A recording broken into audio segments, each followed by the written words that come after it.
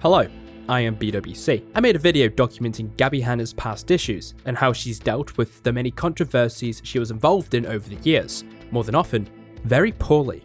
A couple of days ago, BuzzFeed released a feature piece that profiled Gabbie. Within this piece, the feud with Rachel Oates is brought up, and Gabbie referred to her as a bitch. Rachel declined an interview with BuzzFeed, and as such is only quoted on the statement she gave them. However, Rachel agreed to an interview with me for my project, and I used parts from that interview that fit the context of the story being told, as well as time constraints. Since there are always two sides to every story, and as a result of the BuzzFeed article, I decided I would release the mostly uncut extended version of my interview with Rachel.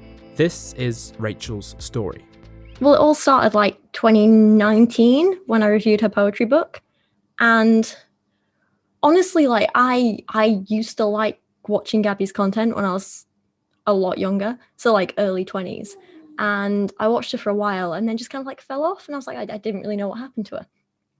And I said this in like my first poetry video, but when all the drama popped up with Jessie Smiles, I was like, well, they've got their stuff between them, whatever. But it kind of brought Gabbie back on my radar. And I was like, oh, I wonder what she's been doing. And so I Googled her and found out she had a poetry book. And I'm like, well, I love poetry. I used to like Gabbie's stuff. Let's buy it. And it was awful. Like, and I don't want to sound horrible, but I thought it was awful. So I reviewed it, and I didn't expect it to do well because it's poetry, and like, who really likes poetry? But it did. And anyone who's watched my videos, I think they stand for themselves in that, like, yeah, I reviewed Gabbie's poetry, and I was like, I didn't hold back my critique. I just kind of went all out. But the majority of those videos were actually spent talking about other poets and other poems rather than Gabbie. Like, only a small part of them actually ended up being focused on Gabbie. The rest of it was kind of about other poetry and poetic techniques and everything. And the videos did better than I expected. And I made 3, which is kind of normal for me when I go like deep diving into books. And then I left it for a while until she started mouthing off on Twitter about people not understanding her poem Cut, which was one that I was genuinely offended by. And she was like, people just don't understand how deep it is and blah, blah. And she was going on and on. And I don't know if you know the poem, but it's the one in which she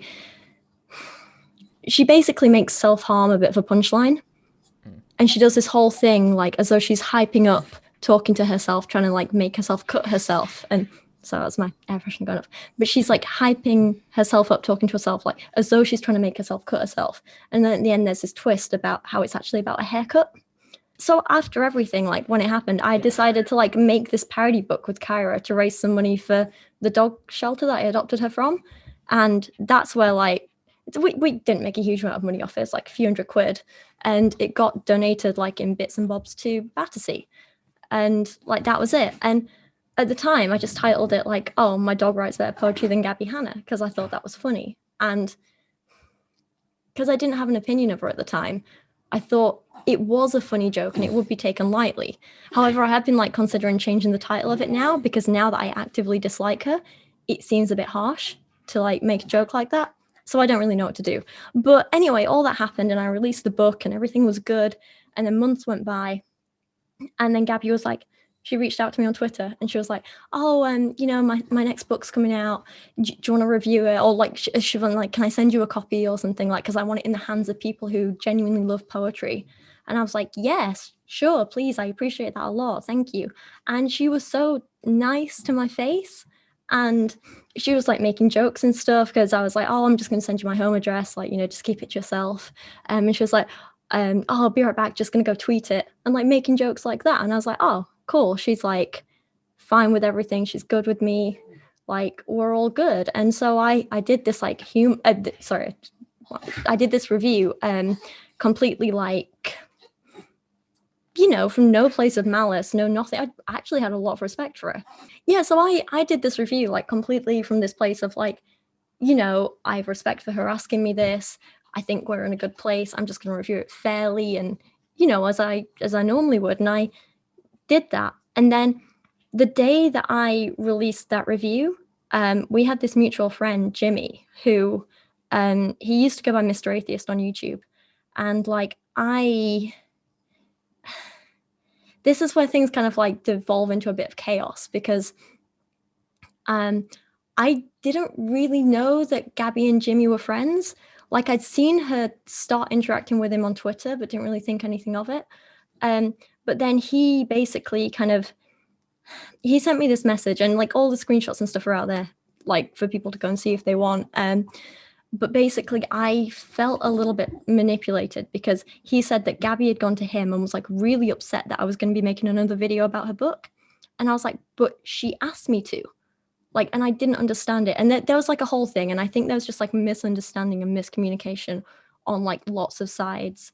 But basically, like, I ended up asking on Twitter, just like keeping him anonymous. I was like, am I at fault here? Am I misunderstanding this? Like, what's happening? And then Jimmy was like, just decided to be like, this is me. I can't believe you're saying this. And I was like, okay. And it just felt like everything got really blown out of proportion, and it was confusing. And while all this was going on was when I was dealing with stuff with my ex. So no one knew what was going on at the time, especially not publicly. But like, since the breakup, I've kind of spoken about it, and he was incredibly abusive, like verbally and physically and emotionally and just in every way. And the night that everything was happening with Jimmy, and then like Gabbie got involved on Twitter a bit, I think, or maybe she wasn't directly involved. I can't remember. But I know Creepshow Art got involved as well, and Rachel Oates got involved, and a bunch of these people like all involved, and everyone's like shouting. Meanwhile, I just had this huge argument with Johnny, and he'd like thrown a phone at me, and he'd thrown all this stuff across my house, and he'd like smashed up a bunch of my stuff. And I had just like drunk a lot of wine after he kicked me out of my own bedroom, and it was like a whole thing. Anyway, you don't need to know this. The point is, I was in this like absolutely messy state, and I just like let it all out in like emotional vomit on Twitter. And I wrote this like big document, and I'm like, I'm sorry, I misunderstood, and I didn't know what to do, and now I just feel manipulated, and it was a mess. And I was an absolute wreck. Like, there's no other way to describe it. And like, I completely like see that I might have been in the wrong to jump to conclusions if Jimmy wasn't trying to get me to take my video down, if that makes sense. Like, there was lots of misunderstandings and lots of like mistimings and stuff. Like, Jimmy told me Gabbie was upset about the video coming out, but he didn't know that Gabbie had asked me to review it. And when Jimmy kind of asked me to think twice about posting the video, he didn't know that the video was already out. But no one knew that the other people didn't know this stuff at first, and it all got very emotional and very messy and all this stuff. So I basically in the end said to Jimmy, like, you know, like, I'm too drunk and emotional for this. And he was still kind of like typing stuff out on Instagram and on Facebook Messenger. I was like, I'm just going to block you here for now, and we can talk about this when I'm sober. And so I just blocked him on Messenger, nowhere else. And then the next thing I know, he blocked me everywhere, and we haven't spoken since. And I was like, damn, I thought we could work this out, but apparently we couldn't. But there was a whole bunch of stuff. And at that point I was like, well, I'm just going to step back from everything. And I'm obviously not going to talk about Gabbie in videos again, like, or anything. I'm not going to talk anymore about her book, because I actually had a second video planned in which I was going to go into like one of her poems in Dandelion that I really, really liked, because there was this one at the end that I thought was fantastic, and it just like outshone everything else in the book. And I said in my first video, like, oh, if you want to see me do a video on this poem in particular, let me know. And I was planning that, but afterwards I was just like, no, I'm not going to touch it. So haven't heard from Jimmy or Gabbie in like 6 months or something like that. And then I was just, I think I was finishing up writing a video script or something, because I remember I was like sat here, and all of a sudden my phone just starts blowing up with notifications. I'm like, what is this? And I see like a few, like Gabbie's tagged me in like 5 Instagram stories, and they're like screenshots of her like kind of calling me out for this poetry stuff. And I was a bit like, what the hell is this? And at first she went off about how I'm non-creative and neurotypical, and so I can't possibly understand her poetry. And I'm like, well, you clearly know nothing about me, because like I'm being assessed at the minute for autism, and like it is looking like that's the case. And I've been quite open about like speaking about my journey about it, like in live streams and like going through all the assessments and stuff and the like the whole process. So I was like, well, that's not true. And like for the creative stuff, like I write my own poetry, I'm a photographer, a painter, I do all this stuff. And like it just felt a bit rude. And I was a bit like, why is she doing this now? And I was really offended by that at first. And that was like the only thing I saw at first. And I replied. And then as more and more things came coming, I was like, what the hell is this? And she tagged me in like God knows how many like video rants and stuff. And after the first few times of being called like a bitch and this, I was just like, I can't watch these anymore. And I just said to her, like, basically what people had said to me, like when I get emotional and when I kind of like, because I've been in her position where like, you know, you get upset and you go on these rants, like clearly I did with the whole Jimmy thing. Like, and so I said to her what like other people said to me. And I was like, you know, step away from the internet, go be with your family and friends, get some help, you know. And I thought like that might actually encourage her to get off the internet. And then I just like blocked her because I was like, I don't want to be tagged in this stuff. I don't want to get into it backwards and forwards. And then the next thing I know, like everyone's talking about it and I'm getting all these messages from people and I was just way over my head. And like it was nice because a lot of people were supporting me. Sorry. Kyra. Sorry. Wait, baby. Wait. John, come up. Come on then. You calm down. All right. Snuffly pig. Sorry. Sorry, she knows when I'm getting emotional in my voice and she gets stressy. You're a good girl, aren't you? You're a good girl. Yeah? It's okay. Good girl, it's okay. All right, let me try and move her a little bit away from the mic. Sorry, baby. I'm sorry, calm down. You're okay. Hey, I got you. It's okay. You all right there? I know you don't like the spinning. I know, it's okay. Sorry. Hey, calm. You all right? We could have a good blooper reel for this, not gonna lie. Yep. Just all Kyra stealing the show. Mwah. You're a good girl, aren't you? I know. Shh. It's okay. Calm down.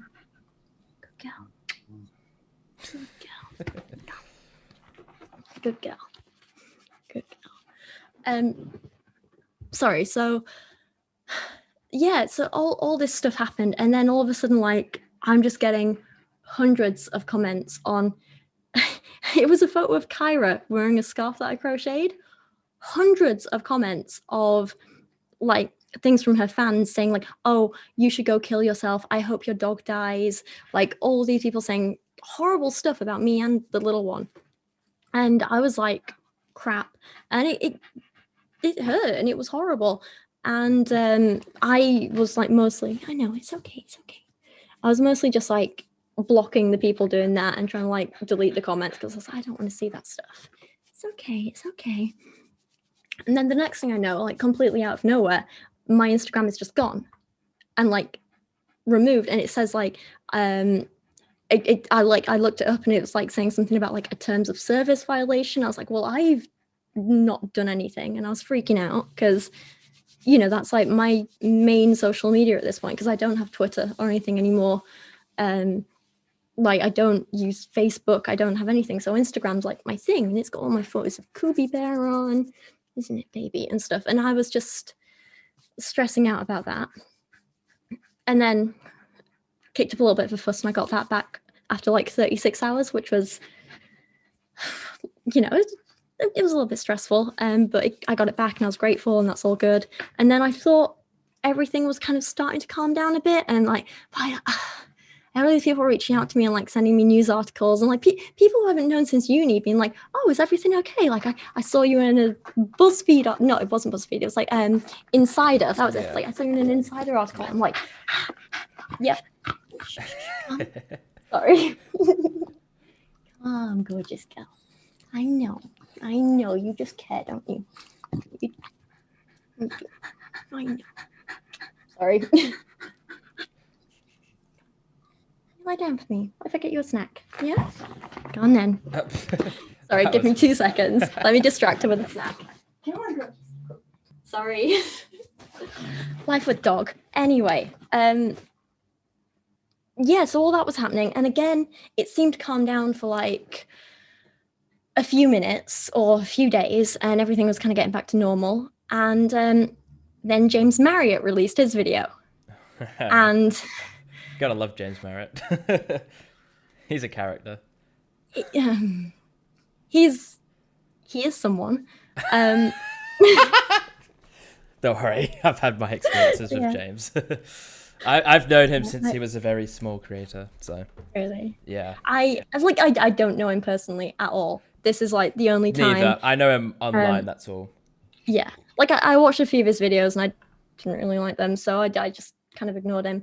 But when this one was released, and I think who was it? It was basically like one of my viewers sent it to me, and they were like, "Have you seen this? Are you okay with this?"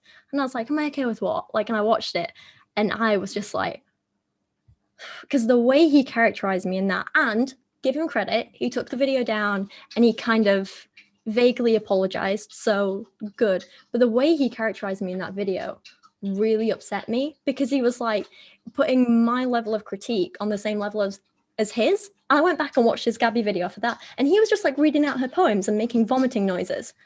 And I'm like, they're not the same. You can't compare them at all. Like, what I was doing and what you were doing were not the same level. You can't be like, oh, well, Gabbie can't be mad at any of us. Because I think, yes, Gabbie can be upset at someone making vomiting noises at her poem, but not at someone offering like thoughtful critique. They're not the same. And then he started saying all this stuff like, oh yeah, and you know, he called me something like someone obsessed with Gabbie's personal life. And I'm like, I've never spoken about her personal life ever. I made one throwaway comment in a video about how one of her poems seemed hypocritical, and that's about it. And it upset me a bit. And that was followed up like the next day by Gabbie basically like tweeting out about how one of her fans had taken like a clip from one of my videos out of context. And apparently then she went and spoke about it in a live stream as well, saying that apparently everything Gabbie said about me was justified because I called her a bitch first. And then they edited this clip of me making a joke and calling myself a bitch. And they literally like cut it and said that I was saying it about Gabbie. And Gabbie like liked this and like replied to it and then like started speaking about it in a live stream. And that all kind of like properly freaked me out, because I was like, well, now if Gabbie's doing that, and all it takes is for someone big, again, like James Marriott, to see it and then put it in a video, and it goes out to all these people and they don't do their own research. They don't watch the full videos. Like, that makes me look bad when I didn't actually do those things. And it kind of freaked me out a bit and upset me a bit. And yeah, that's like it screwed me over a bit. And I backslid a bit with it messed me up a bit. Yeah, that's all right. Like, yeah, sorry. It's okay. It's so stupid to get upset about stupid internet stuff. I mean, we say that, but then you got to remember these are people with like massive platforms. This is a lot of people that's coming at you, and you're not really one of these people that's engaging with her at all, because you're not a drama channel. No. And that's who she's kind of usually hell-bent on taking out. You're an actual critic of her work. Yeah. And I think you've been caught up in some just crossfire where she's had a war with all of these drama channels, commentary channels who have been at her, and she's gone on a warpath. She's trying to tell everyone her story. I think you've just copped it all because she just saw your titles and was like, hit the target. That's the other thing. Everything she's saying about me is based on reading my video titles and nothing else. Yeah. Like, she has a tendency to do that. I've noticed over the time. All titles and thumbnails are as SEO. That's trying to get it, get it noticed by viewers, so it trends, so you can actually get views. Yeah. And that's where we're at with YouTube these days. That's like so much of what my channel's about. It's like you get people interested with these like, slightly outrageous titles or shocking title. That's what marketing is. You hook people with an emotional response, and then once they're in there and they're invested in the video, you hit them with a bit of sneaky education, and they're learning before you realize it. And like that's what I like to do. And I don't know. It was like when she went on a rant about me for not liking the Bo Burnham poetry book. I'm like, she clearly didn't watch that video, because in the first, like, I don't know, minute, I say, oh, I'm actually a huge fan of Bo Burnham and I love this and this and this. And then half the video is spent analysing poems in that book that I really enjoyed and really liked. And then the others, hey, calm. It's okay. Calm. Good girl. And then the other half of the video is talking about the poems that I didn't like so much and how they could have been improved. And a big just chunk of my criticism was that it works better as a performance piece than it does as poetry or even performance poetry, if that makes sense. I'm not quite the knowledgeable poet person, but... That's okay. But like, and I made a whole other video literally titled Bo Burnham is a Genius, where I went through and analysed a bunch of his song lyrics that I thought were great. And Gabbie completely ignored that when she was like, oh, Bo Burnham only gets one video. And it's like, no, he gets two, but only one of the titles fits your agenda. And she just chose to ignore it, didn't she? Sorry, I'm being licked a lot.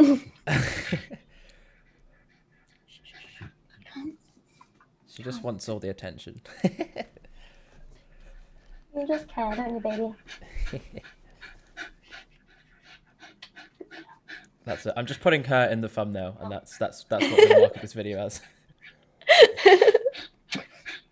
I said, this dog interviews people better than me. Dog slams Gabbie Hanna.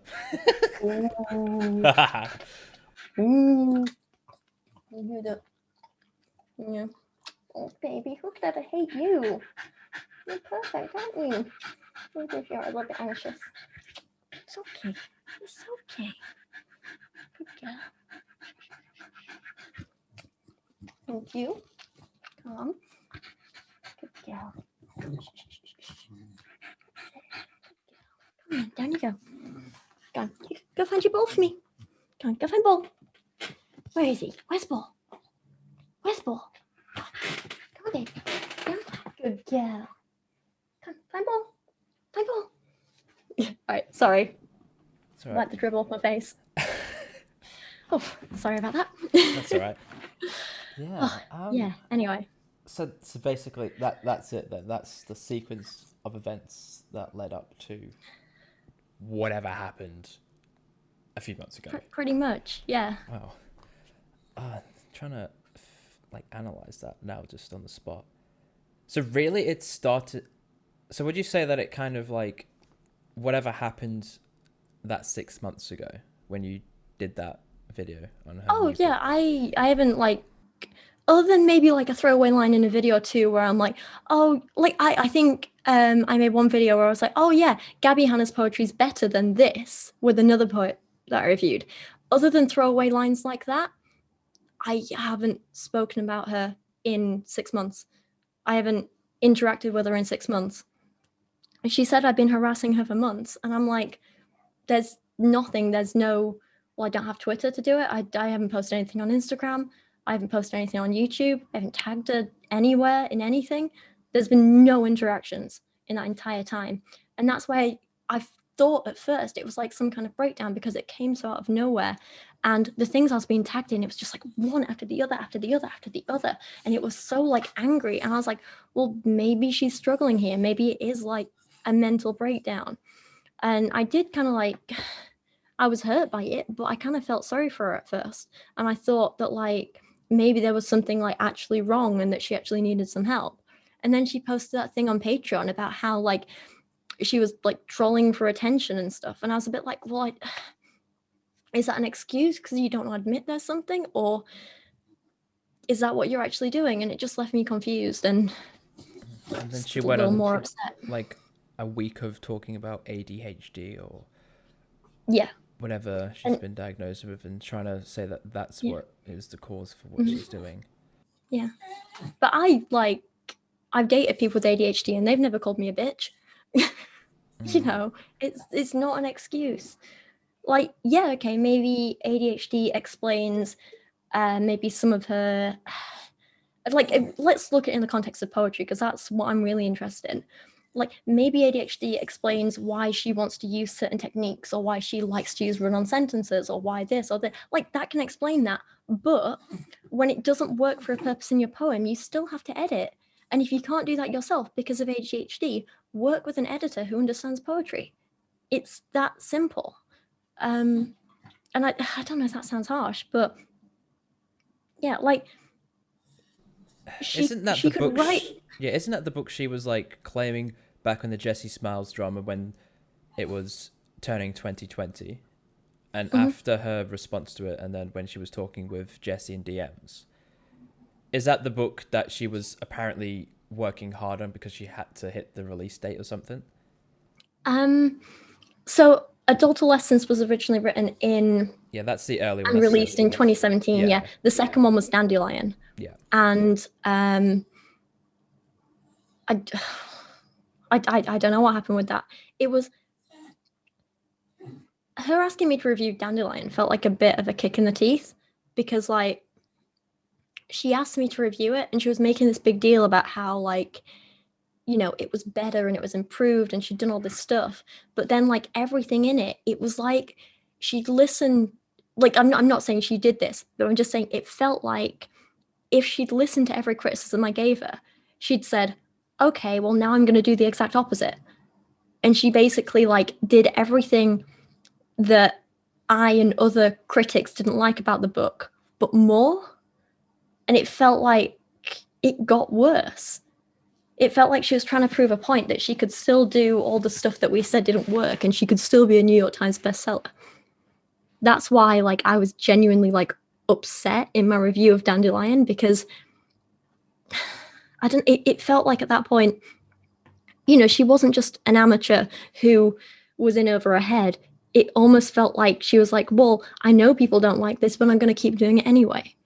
And in some contexts, like that can be really empowering and that can be great. But when we're talking about like, you know, creating art for people who care about the art form, and then like you're crapping all over their love for it and handing it to them,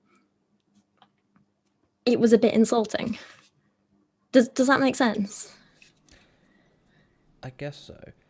It's like more of she just didn't take on the free criticism that you gave her. That's something that should be pointed out. It's criticism that you've given her on goodwill. I mean, well, you've made it for a YouTube video, but still, yeah, it's criticism. You don't see movies coming out with no one criticizing them. That's how they, yeah. Well, it's like works, but there's this YouTuber called Savvy who she made this great point of like reviews are for the readers, not for the authors. It's like if authors want feedback, they need to do that before it's published. They need to get that from their editors and their like publishing team and everything. Once a book's out there and published, and people review it, that's for other readers. I made my video for other lovers of poetry to talk about whether it's a book worth reading or not, you know? Yeah. And like if Gabbie could watch that and learn something from for her second book, then great. But if she didn't, that's okay too. And I think like when she was going off on me, like one of the things I did like before I kind of like realized how like before I thought she was having a breakdown, I thought she was just like picking a fight.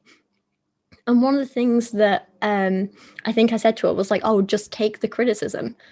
And by that, I mean, like, it doesn't necessarily mean, yes, listen to everything I have to say, but it means accept that there is criticism. And if you can listen to the criticism and say, I've decided I'm not going to do that, that's okay too. But